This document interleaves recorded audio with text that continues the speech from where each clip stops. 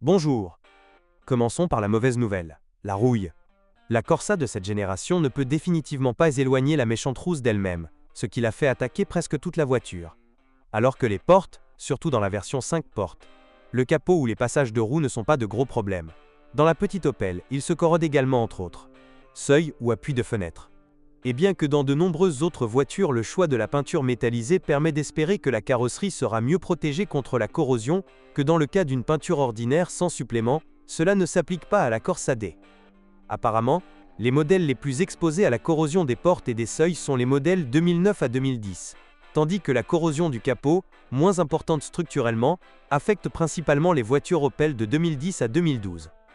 De plus, l'électricité et l'électronique posent des problèmes, principalement dus à l'humidité et surtout dans les voitures d'avant le lifting, où l'eau pénètre dans la boîte à fusibles. Parfois, l'alternateur ou le contrôleur moteur des Corsa essence peuvent causer des problèmes. La suspension peut être assez bruyante, par exemple, les pare-chocs des amortisseurs peuvent vibrer, et les bagues en métal et en caoutchouc peuvent se briser. Le développement de jeux dans les tiges ou le fonctionnement incorrect du système ABS, en raison de la corrosion des anneaux de capteurs de ce système, ce qu'on appelle la Corsa D, est également typique de la Corsa D dentelle. Généralement dans cette catégorie nous avons affaire à l'usure normale et à la rouille. Il faut vérifier à quel stade, il peut s'agir simplement d'un revêtement corrosif inoffensif, plutôt qu'à des défauts réels. Il convient d'ajouter que les pièces de châssis de ce modèle Opel ont généralement des prix très corrects. Le système de freinage en tant que tel ne pose aucun problème, à l'exception du problème ABS évoqué précédemment. Les moteurs à essence ou à gaz suivants étaient utilisés dans la ville Opel. 1.0 60 chevaux, 1.2 69 chevaux, 1,2 GPL, 80-85 chevaux sur essence, 75 à 77 chaînes sur GPL selon l'année. 1.4 90 chevaux, 1364 cm3, 1.4 87 ou 101 chevaux, 1398 cm3, 1.4 GPL, 90 chevaux sur essence, 86 chevaux sur GPL, 1364 cm3.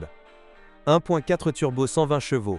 Fait intéressant, il a la même cylindrée que l'ancien 1.4 atmosphérique, 1364 cm3. 1.6 turbo, 150, 192 ou 211 chevaux pour les versions suivantes. GSI, OPC, OPC, Nürburgring Edition. La plupart des versions de cette gamme de modèles étaient vendues en option ou de série, dans des versions EcoFlex, c'est-à-dire repensées pour réduire la consommation de carburant. L'ampleur des changements dans les modèles EcoFlex par rapport aux modèles standards était légèrement différente dans presque tous les modèles Opel, mais les plus évidents incluent la présence du système Start-Stop. Tous les moteurs Opel Corsa de 4e génération sont équipés d'une chaîne de distribution, mais ce n'est pas un avantage unique car sa durabilité est faible. Les défauts typiques incluent également des problèmes avec les cassettes d'allumage des moteurs, 1.0 et 1.2. Après un kilométrage plus élevé, la consommation d'huile apparaît également. En général cependant, il n'y a pas de moteur ici qui devrait être clairement déconseillé. Le plus proche est le base 1.0, mais pas à cause de la gravité des problèmes, mais parce qu'il est faible, peu économique et en raison du 3 cylindres. Conception, il a également une culture d'exploitation pire que tous les autres moteurs. Et cela semble extrêmement désagréable même pour un moteur R3, bien que ce soit bien sûr une question subjective. Il n'y a pas un seul moteur à injection directe de carburant dans la gamme, y compris les meilleurs 1.6 turbo. L'injection de carburant multipoint est partout. Cela facilite l'installation du GPL dans les voitures qui n'en sont pas équipées, même si cela peut valoir la peine de rechercher celles qui en sont équipées depuis qu'elles sont neuves, et signifie que vous n'avez pas à vous soucier d'éventuels dépôts de carbone. Opel a utilisé les moteurs diesel suivants dans ce modèle. 1.3 CDTI, 75-95 chevaux. 1.7 CDTI, 125-130 chevaux. Les unités 1.3 CDTI de 75 et 95 chevaux étaient également disponibles en version EcoFlex. Les moteurs 1.3 reçoivent de bonnes critiques, mais leur problème typique est l'étirement de la chaîne de distribution. À un kilométrage plus élevé, typique des Corsa à moteur diesel, quelle que soit la version, la turbine, les injecteurs, le filtre à particules ou la pompe à carburant du côté haute pression peuvent tomber en panne. On pourrait dire que c'est une norme diesel moins à part cette chaîne. Les Corsa 1.7 CDTI, bien sûr, ont des performances incomparablement meilleures, elles disposent également d'un entraînement de distribution entraîné par une courroie, et, fait intéressant, d'une pompe à eau qui n'est pas entraînée par la courroie, donc une éventuelle panne n'entraînera pas la destruction du moteur, à condition que nous le remarquions à temps. Cependant, les moteurs 1.7 CDTI restent un peu plus exotiques que les 1.3 CDTI, et certains ateliers sont donc réticents à entreprendre des réparations, et les prix d'entretien de ces unités sont généralement plus élevés. Ceux qui souhaitent un moteur diesel doivent donc décider ce qui est le plus important pour eux. Un meilleur accès au service ou une utilisation quotidienne plus agréable, notamment sur les trajets extra-urbains. L'Opel Corsa D était proposé avec 5 types de boîtes de vitesse. Il s'agissait de boîte de vitesse manuelle à 5 rapports, de série sur tous les moteurs 1.0, 1.2 et 1.4, 1.4T, à l'exception de la variante 1.2 EcoFlex de 85 chevaux, sinon de série sur les moteurs diesel 1.3 de 75 et 95 chevaux. Boîte de vitesse manuelle à 6 rapports, de série sur le 1.6 turbo essence, le 1.3 CDTI de 90 chevaux, le 1.3 CDTI EcoFlex de 95 chevaux et les deux 1.7 CDTI. Transmission automatique EasyTronic à 5 rapports, de série sur le 1.2 EcoFlex de 85 chevaux, en option sur le 1.2 de 80 chevaux. Transmission automatique EasyTronic à 6 rapports, option sur le 1.3 CDTI de 90 chevaux. Transmission automatique à 4 rapports, en option dans le 1.4 de 90 chevaux, avec une cylindrée de 1364 cm3, et dans le 1.4 de 101 chevaux avec une cylindrée de 1398 cm3. La boîte manuelle à 5 vitesses ne pose pas de problème majeur, même si la précision des changements de vitesse est discutable. Il ne s'agit pas nécessairement d'une question de panne ou d'usure.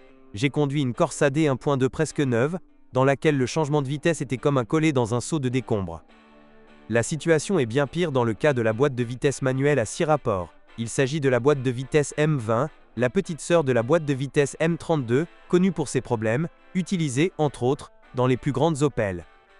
Le M20 partage des problèmes de roulement avec le M32, qui sont le résultat de problèmes de lubrification. L'huile doit absolument être changée tous les 60 000 km. Et de préférence encore plus souvent. Cependant, si vous entendez déjà les roulements ou voyez des signes d'usure, par exemple des mouvements visibles du levier de vitesse, vous devez être prêt à remplacer tous les roulements, ce qui signifie un code à 4 chiffres. Dépenses, y compris probablement les 3 à l'avant. Remarque, si vous remarquez que le levier de vitesse tremble ou bouge, il vaut la peine de vérifier d'abord les supports de transmission, car ils peuvent avoir le même effet et sont moins coûteux à remplacer. La cause des problèmes avec la boîte de vitesse M20 est un manque d'huile en usine, et, selon les mécaniciens, une huile incorrecte. De plus, la conception de la boîte de vitesse elle-même est défectueuse, et le fait qu'Opel ne recommande pas de changer l'huile de la boîte de vitesse. En 2012, la boîte de vitesse M20 a été améliorée, des canaux d'huile supplémentaires ont été ajoutés. Les transmissions EasyTronic peuvent se résumer brièvement. Évitez-les, comme le font la plupart de ce type de transmission automatisée. Ils ont une culture du travail médiocre, et s'ils tombent en panne ou ne s'adaptent pas, et cela arrivera tôt ou tard, il est difficile de les remettre dans un état utilisable. Les sources restent généralement silencieuses sur le taux d'échec du convertisseur de couple à 4 vitesses, ce qui est probablement lié à la fois à sa faible popularité et à son approvisionnement, et au fait qu'il ne devrait pas poser de problème majeur. Même si une fouille dans les forums d'utilisateurs d'Opel et de Vauxhall révèle qu'elle aussi et cette transmission à Esina, AW60A40 AF13, ne sont pas totalement exemptes de problèmes. Néanmoins, si quelqu'un a besoin d'une Corsa avec une transmission automatique, la boîte à 4 vitesses sera un bien meilleur choix que la précédente. Boîte automatisée. Si vous parcourez d'autres sources décrivant ce modèle, vous remarquerez probablement que les notes qui lui sont attribuées sont plutôt faibles, et ne dépassent le plus souvent pas 3+ sur l'échelle scolaire. En raison de problèmes de corrosion et de boîte de vitesse, cela est compréhensible, mais si vous parvenez à trouver une voiture sans rouille et bien entretenue, cela peut être un très bon choix. Il n'y a pas de moteur clairement mauvais et en panne dans la gamme, les réparations sont bon marché, et en plus, l'Opel Corsa D roule parfaitement bien. Bonjour les amis, vous cherchez une voiture d'occasion, vous devez prêter attention au site web carm.pro. Carm.pro est grand catalogue de voitures, moteurs, boîtes de vitesse. Et le meilleur, c'est que vous pouvez trouver des informations sur les pannes de n'importe quelle pièce. Complètement gratuit. Allez sur le site web carm.pro et découvrez tous les éventuels points faibles des voitures d'occasion.